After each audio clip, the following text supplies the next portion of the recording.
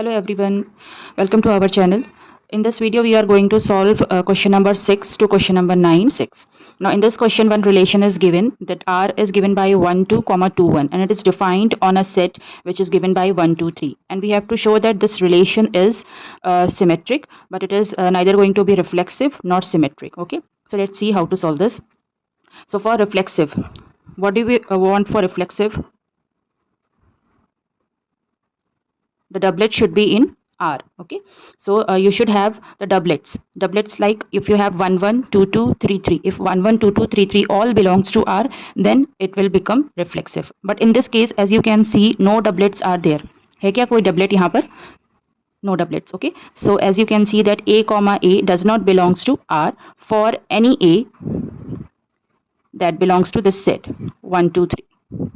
So this is not going to be reflexive. So R is not reflexive. What about symmetric? Symmetric के लिए हम क्या करते हैं?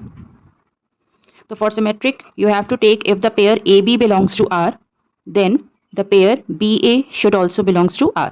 Okay, जितने भी R में हैं only you have to look at your R. Okay, not this one. So R में कितने सेट्स हैं? 1 2 है, 2 1 है. 1 2 के लिए चेक करेंगे तो 1 2 में क्या मिलना चाहिए हमें? 2 1. And if you have 2 1 you should have 1 2. So both the pairs are there. Okay, because you have 1 2 belongs to R implies 2 1 that also belongs to R. Therefore in this case R is symmetric. No doubt in that. What about the third one? Transitive. For transitive what we want? So we have to take two pairs. If AB belongs to R and BC belongs to R, then you have that AC should belongs to R. Now in this case, as you can see that 1 2 belongs to R and 2 1 belongs to R. Okay, so 1 2 belongs to R and 2 1 belongs to R. ये दो pairs तो हैं हमारे पास. हमें क्या चाहिए? We want this one and this one. Okay, now we want this pair that 1 1. तो 1 1 यहाँ पर है क्या? No. So that means 1 1 does not belongs to R, but you have this does not belongs to R. Therefore R is not transitive. I hope this is clear. Okay, now let's see question number 7 where you have a relation R in which two books are related if they have same number of pages, and you have to show that it is an equivalence relation. So do you remember what is an equivalence relation? Yes, recall that if a relation is reflexive, symmetric as well as transitive, then it is said to be an equivalence relation. ठीक है, तो हमें दिखाना क्या है यहाँ पर कि ये रिलेशन रिफ्लेक्सिव है, सिमेट्रिक है और ट्रांजिटिव है. बहुत ईजी है.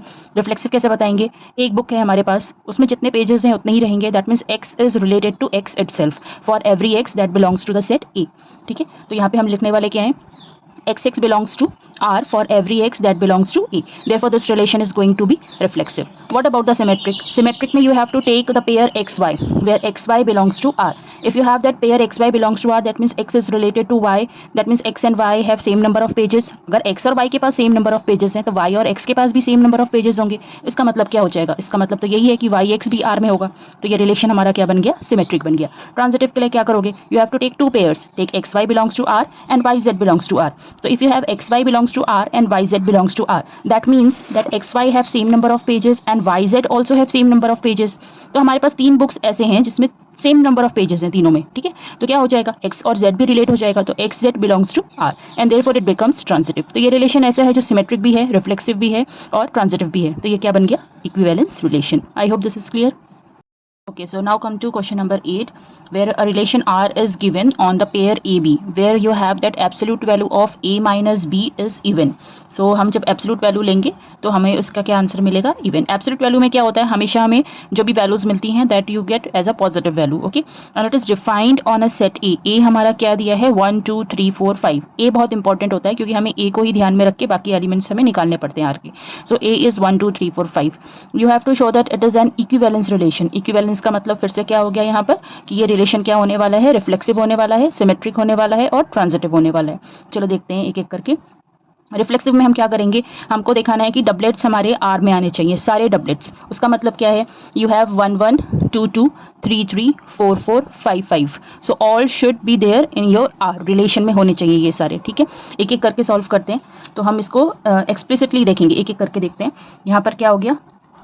Mod of A minus B is even. ये हमारी कंडीशन दी है. तो check this for 1 minus 1. 1 minus 1 का आंसर क्या आएगा? 0. ठीक है, वैसे ही 2 minus 2 2 माइनस 2 का आंसर क्या आएगा 0। तो हम देख सकते हैं कि जब हम सेम एलिमेंट ले रहे हैं तो हर बार 0 मिल रहा है आंसर। तो 0 क्या होता है, 0 इज़ एन इवन नंबर। ठीक है, तो जब इस तरह के प्रूफ आते हैं हमें लिखने के लिए तो हमें क्या करना पड़ता है, उसको प्रूफ फॉर्मेट में लिखेंगे। हम एक एक एलिमेंट से नहीं दिखाते हैं, अब हम प्रूफ लिखेंगे। तो first we will write this as, क्योंकि हमें पता है कि ये शो करना है ना, तो ये हमें पता है कि ट्रू होने वाला है। तो रिफ्लेक्सिव के लिए कैसे लिखेंगे, you have to write that A belongs to R for every A that belongs to A, because give the reason, because mod of a minus a is equal to 0 and 0 is an even number। क्योंकि 0 even number है तो ये हमेशा true होने वाला है and therefore r is reflexive. r क्या बन जाएगा, रिफ्लेक्सिव बन जाएगा। Done. Now you have to show that it is symmetric. Symmetric के लिए क्या करोगे, अगेन दो पेयर लेने हैं हमें। So take, if you have A B belongs to R, ठीक है, एक पेयर लेना है और दूसरा हमें शो करना है कि बी ए भी हमारा आर में है। ठीक है, तो if A B belongs to R, so this implies that mod of A minus B, that absolute value of A minus B is even. तो इस एब्सोल्यूट वैल्यू को ए माइनस बी लिखो या बी माइनस ए लिखो, it is going to be the same thing. So this is also even. ये भी अगर even हो गया तो इसका मतलब क्या है कि जो पेयर बी ए है वो भी कहाँ पर है, आर में है। ठीक है, तो ये क्या हो जाएगा, आर इज सिमेट्रिक। हमारा आर क्या बन गया, सिमेट्रिक बन गया। Now take the third case, transitive. ठीक है, तो यहाँ पे हमें थोड़ा सा ध्यान देना है कि ट्रांजिटिव में क्या हो रहा है, दो पेयर्स हमने लिए, एक हम लेंगे A B that belongs to R and B C, दूसरा पेयर हम कंसिडर कर रहे हैं B C that R, A C हमें चाहिए आर में। तो हम ए माइनस सी को कैसे लिख सकते हैं, you can write this A minus C as A minus b plus b minus c, just add and subtract b, so you can write this as a minus b plus b minus c। okay, so as you can see that these two values, ये values हमें यहाँ से क्या मिल रही हैं, even मिल रही हैं। ठीक है, अगर mod of absolute value of a minus b even है तो a minus b भी even होगा, b minus c absolute value अगर उसका इवन है तो b माइनस सी भी इवन होगा। हमें तो इवन देखना है, तो ये क्या मिल रहा है हमें, इवन मिल रहा है, ये क्या मिल रहा है हमें, इवन मिल रहा है। तो इसका मतलब क्या बन रहा है कि a माइनस सी भी इवन मिल रहा है। So this implies that a minus C is even. ठीक है, a माइनस सी इवन हो गया तो अगर हम उसका एब्सोल्यूट वैल्यू लेंगे that is also even. I hope all of you are getting this, है ना। यहाँ पे एब्सोल्यूट वैल्यू भी इवन हो गया तो इसका मतलब क्या हो गया, ए सी बिलोंग्स टू आर। अब ए सी आर में हो गया, देयरफॉर आर इज ट्रांजिटिव। हमारा आर क्या बन गया, ट्रांजिटिव बन गया। ओके, इसी क्वेश्चन में एक दूसरा पार्ट है, वहाँ पे हमें शो करना है कि जो सेट है 1 2 3 उसके एलिमेंट्स उन्हीं से रिलेट करेंगे और जो दूसरा सेट है वहाँ पर 2 4 उसके एलिमेंट्स भी उन्हीं से रिलेट करेंगे। ठीक है, मतलब इधर का कोई एलिमेंट इस वाले सेट से रिलेट नहीं करेगा और ये 2 4 का कोई भी एलिमेंट 1 3 5 से रिलेट नहीं करेगा। इसका मतलब क्या है कि अगर हम देख रहे हैं यहाँ पे 1 3 5 क्या है, set of all odd numbers है। वहीं पर ये जो 2 4 है वो क्या है, set of all even numbers है। तो ये कैटेगरी ही अलग अलग हो गई, ये इवन नंबर्स बन गया और ये वाला ऑड नंबर्स बन गया। तो ऑड ऑड से रिलेट करेगा, इवन इवन से रिलेट करेगा। अपने में ही रिलेट कर रहे हैं, एक दूसरे के साथ नहीं रिलेट करेंगे। So this is your answer. Okay, now we will do question number 9. Question number 9 में एक relation given है and it is defined on the pair AB. If you have that modulus of A minus B, मतलब absolute value A minus B is a multiple of 4 होगा तो वो pair AB जो है वो relation में आ जाएगा। Okay, हमें ये दिखाना है कि ये relation equivalence relation है, मतलब again you have to show that it is reflexive, symmetric and transitive। ठीक है, चलो जल्दी जल्दी दिखाते हैं यहाँ पे ये कैसे होगा reflexive। तो the first one is, अब रिफ्लेक्सिव के लिए हमें क्या चाहिए, हमें हमेशा डबलेट्स का याद रखना है जब हम रिफ्लेक्सिव की बात बोल रहे हैं। तो डबलेट्स यहाँ पर कैसे आएंगे, यहाँ पे हमारा जो सेट ए है दैट इज 0 1 2 3 4 अप टू 12 तक है। तो डबलेट्स यहाँ पर होंगे 0 0 1 1 2 2 3 3 4 4, ये सारे हमारे आर में आने चाहिए। तो 0 0 1 1 का मतलब क्या है, हमें उसकी ये एब्सोल्यूट वैल्यू निकालनी है। मतलब अगर हम 1 को ले रहे हैं तो यहाँ पर 1 माइनस 1 हो जाएगा। 1 माइनस 1 कितना आएगा, 0। 0 मल्टीपल है क्या 4 का, yes obviously 0 is a multiple of 4।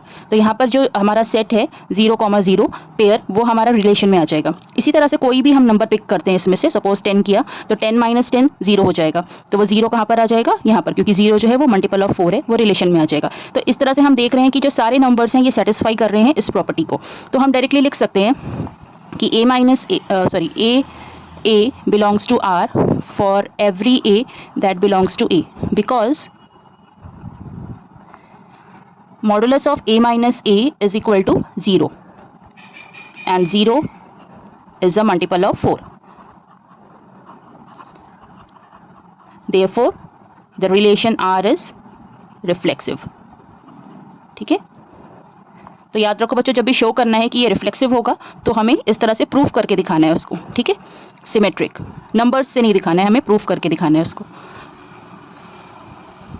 Symmetric पे क्या करने वाले हैं, एक पेयर ले लेना है ए बी, और ये ए बी हमारा आर में है. हमें ये मान के चलना है कि हमारा ए बी जो है वो आर में है. तो अगर ए बी आर में है तो उसका मतलब absolute value of A minus B is a multiple of 4. वो ये प्रॉपर्टी सेटिस्फाई कर रहा है, it is a multiple of 4. तो अगर ये मल्टीपल ऑफ 4 हुआ तो b माइनस ए, इसको लिखने में क्या हार्म है, it is a multiple of 4, ये भी मल्टीपल ऑफ 4 होगा.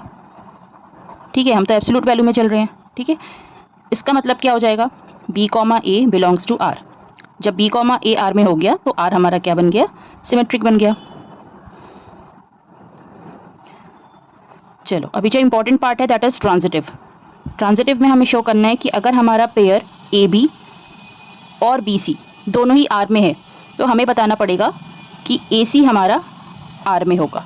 ठीक है, तो हमने दो पेयर्स ले लिए, A B belongs to R and B C belongs to R. तो अगर ये दोनों हैं तो इसका मतलब absolute value of A minus B is a multiple of 4, ये ट्रू होगा. Also you have B minus C, वो भी मल्टीपल ऑफ 4 होगा, है कि नहीं, मल्टीपल ऑफ 4. हमें क्या बताना है, हमें तो ये बताना है कि ए और सी, अगर हम ये ले रहे हैं ए और सी, तो हमें ये ए और सी पे ध्यान देना है क्योंकि अभी हमें यही चाहिए, ए और सी भी मल्टीपल ऑफ 4 होगा.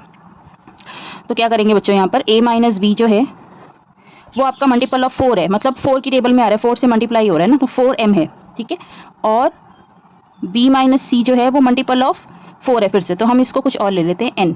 यहाँ पे जो आपका mn है ये n से है. ठीक है, तो ये हमें क्या बता रहा है, this shows that a minus b you can write as plus minus 4m and b minus c is equal to plus minus 4n. I hope ये समझ में आ रहा होगा. यहाँ पर क्या हो रहा है कि जो हमारा मॉडुलस था, एब्सोल्यूट वैल्यू थी a माइनस बी की, वो 4m थी, और एब्सोल्यूट वैल्यू b माइनस सी की 4n थी. तो जब हम एब्सोल्यूट वैल्यू हटाएंगे तो हम दोनों साइन लेंगे, प्लस माइनस, इसमें भी प्लस माइनस. ठीक है, ये हमें मिल गया. अब हमारा जो काम है that is on a minus C. हमें तो a माइनस सी पे ध्यान देना है, हमें इसे मल्टीपल ऑफ 4 बनाना है. a माइनस सी को हम कैसे लिख सकते हैं, जो हमने पहले 8 क्वेश्चन में किया है, सेम एज इट इज़ इसमें भी हमें a माइनस बी और प्लस बी कर डालना है. इससे हमें मिलेगा a माइनस बी का पेयर और b माइनस सी का पेयर. तो अब हम लिख सकते हैं, क्योंकि हमारा जो ये टर्म है प्लस माइनस 4m है और यहाँ पे जो ये टर्म है this is plus minus 4n, तो ये हमें बता रहा है कि a minus C is also a multiple of 4. ये भी हमारा मल्टीपल ऑफ 4 बन गया. जब हमारा a minus C multiple of 4 बन जाएगा तो तुम उसका अगर मॉडुलस लोगे, एब्सोल्यूट वैल्यू लोगे, तो वो भी इज़ अ मल्टीपल ऑफ 4, वो भी मल्टीपल ऑफ 4 होगा ही होगा. इसका मतलब क्या बन रहा है कि जो पेयर है ए सी वो कहाँ पर आ रहा है, आर में. यही तो चाहिए था हमें कि ए सी हमारा आर में आना चाहिए. तो ये हमें क्या बोल रहा है, देयरफॉर आर इज ट्रांजिटिव. ठीक है, तो वे ऑफ राइटिंग प्रॉपर होना चाहिए, क्योंकि हमें समझ में तो आ रही हैं बातें लेकिन हमें उसे लिखना भी है सही तरीके से. ठीक है, तो यहाँ पर आर जो है वो ट्रांजिटिव हो गया. जब आर ट्रांजिटिव हो गया तो हम देख रहे हैं जो हमारा रिलेशन था, अभी हमने क्या बनाया है, हमने आर को लिखा है, जो हमारा रिलेशन है ये क्या है, रिफ्लेक्सिव भी है, सिमेट्रिक भी है और ट्रांजिटिव भी है. तो ये क्या बन गया हमारा, ये हमारा इक्विवेलेंस रिलेशन बन गया. ठीक है, तो this relation is an equivalence relation. अभी हमें इसमें दूसरा पार्ट दिखाना है, बी पार्ट. चलो उसको भी देखते हैं. ओके, क्वेश्चन नंबर 9 में एक अटैच पार्ट है, that is you have to find the set of all elements which are related to 1. Now यहाँ पर अगर हम 1 से रिलेट करने वाले एलिमेंट्स देखें, 1 से कौन कौन से एलिमेंट रिलेट करेंगे, तो इसका मतलब है 1 से वही एलिमेंट रिलेट करेंगे जिसको माइनस करने पर वो मल्टीपल ऑफ 4 बन जाए. 1 से माइनस करना है हमें और आंसर आना चाहिए ऐसा कि वो मल्टीपल ऑफ 4 हो जाए. ठीक है, तो हमारे यहाँ पे कौन कौन से एलिमेंट हैं जो 1 के साथ रिलेट करेंगे, हमें वो ढूंढ के निकालने हैं. ओके, तो यहाँ पर क्या हो रहा है, यहाँ पर सबसे पहले तो हम 1 को 1 के साथ लेंगे। अगर हम 1 को 0 के साथ लेंगे तो 1 माइनस 0 क्या हो जाएगा 1। लेकिन जो हमारा 1 है that is not a multiple of 4। Multiple of 4 मतलब 4 की टेबल पढ़ोगे तो 4 में आना चाहिए, ठीक है। 4 1 4, 4 2 8, ऐसे नंबर्स आने चाहिए। तो 0 माइनस 1 तो नहीं सेटिस्फाई करेगा। अभी 1 को देखते हैं तो 1 माइनस 1 क्या देगा, this is related if you have this is a multiple of 4। तो ये कर रहा है, yes, because this is the answer is 0 and 0 is a multiple of 4। Okay, तो 1 इज रिलेटेड टू 1 इटसेल्फ। तो यहाँ पे क्या हमें मिल रहा है कि 1 तो हो रहा है रिलेशन में। इस तरह से हमें बाकी नंबर्स ढूंढ के निकालने हैं, ठीक है। जैसे अगर हमने 5 लिया, 1 के साथ हमने 5 लिया, ठीक है, तो 1 रिलेटेड टू 5 है। क्यों है 1 रिलेटेड टू 5? क्योंकि अगर हम 5 माइनस 1 करेंगे या 1 माइनस 5 करेंगे तो इसका आंसर आ जाएगा 4। कुछ भी मल्टीपल ऑफ 4 नहीं बन रहा other than these numbers. So that means the set, the relation जो हमारा सेट बन रहा है which is related to 1 is 1 5 9। तो ये 3 नंबर्स हैं जो 1 के साथ रिलेट करें। सो this is the answer of that part. Okay, now come to the last question of this video, where the relation is defined as A is related to B, where A is equal to B. When A is equal to B, they are related. Okay, तो ये तो बहुत ही obvious सा question है। तो हम reflexive के लिए देखेंगे पहले क्या होता है। यहाँ पर कोई भी हमें दो एलिमेंट लेंगे यहाँ पर, तो A is equal to A always, this is always true, है ना। तो यहाँ पर क्या हो गया, A comma A belongs to R for every A that belongs to A। खत्म, यहीं पर कुछ करना ही नहीं है। सिमेट्रिक, सिमेट्रिक के लिए क्या लेना है, you have to take if your pair A B belongs to R. अगर एक पेयर ऐसा लिया है ए बी में हमने, जो आर में है, हमें मिल रहा है, ठीक है, तो इसका मतलब है वो ए इज इक्वल टू बी होगा ही होगा।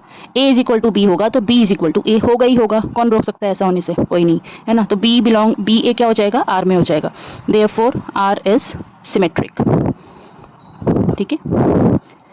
यहाँ पे हमने लिखा नहीं है, यहाँ पे भी लिख देते हैं, आर इज रिफ्लेक्सिव। थर्ड पे आते हैं ट्रांजिटिव, ठीक है। ट्रांजिटिव पे क्या हो जाएगा, take two pairs A B belongs to R and B C belongs to are.